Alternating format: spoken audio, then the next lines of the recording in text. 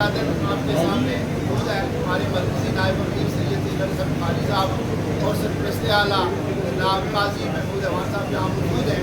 بات یہ کر رہا تھا کہ آج سپریم کورٹ میں ایک بڑی اچھی بات اور یہ جوئی کیس کی سماعت شروع ہوئی تو چیف جسٹس صاحب نے یہ بات ایڈمٹ کی ہے کہ میں دینی حوالے سے اتنی معلومات نہیں رکھتا۔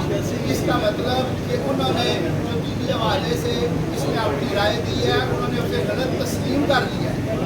اور کیا ہی اچھا ہوتا کہ اتنے بڑے عہدے پہ بیٹھے ہوئے چیف جسٹس صاحب اپنی رائے اور اتنے اہم فیصلے میں اپنے پوائنٹس دکھانے سے پہلے یہ بات سوچ لیتے اور جو امت کے دل آزاری ہوئی ہے، جو گمراہ کرنے کی کوشش کی گئی ہے وہ نہ ہوتی۔ آج اتنے ٹائم بعد انہیں اس چیز کا احساس ہوا ہے اور الحمدللہ احساس دلانے کے لیے مکین گنبد خضرا کے غلام عدالت میں موجود تھے۔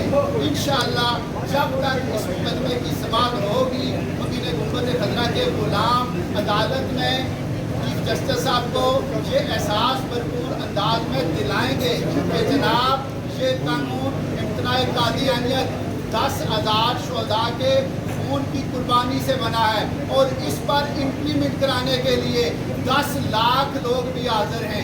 ہم کسی کو بھی اس پہ شب خون مارنے نہیں دیں گے، نہ نقب لگانے دیں گے۔ چیف جسٹس صاحب نے ایک باعث شرم بات ہے کہ مجھے معلومات نہیں ہے مذہبی حوالے سے، لیکن انہیں الف با سے نہیں شروع مسلمان کی ڈیفینیشن بتائیں۔ یہ ان کے لیے ایک پاکستانی قوم ہمارے لیے کہ ہماری عدالت کا چیف جسٹس پوچھ رہا ہے اور وہاں الحمدللہ تقریباً 99% لوگ مسلمان تھے۔ چاہیے یہ تھا کہ چیف جسٹس صاحب قادیانیت کی ڈیفینیشن پوچھتے، کتاب ان کے سامنے موجود تھی، لیکن اب وہ پتہ نہیں کس طریقے سے رائے فرار حاصل کرنے کی کوشش کر رہے ہیں۔ ہم ان کو رائے فرار دینے کے لیے بھی تیار ہیں۔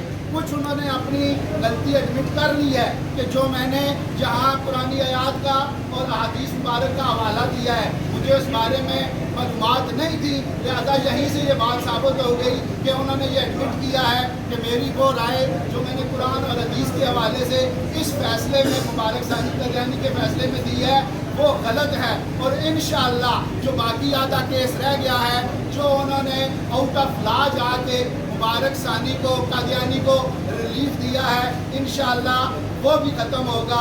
انشاءاللہ کو امید رکھے کہ جو مبصرین یہاں فارن آتے ہیں آج بھی وہ آئے ہوئے تھے، لیکن آج یہاں حضور کے غلام موجود تھے تو چیف جسٹس صاحب نے کہا کہ جناب آپ اپنی رائے دیں، حالانکہ رائے موجود تھی۔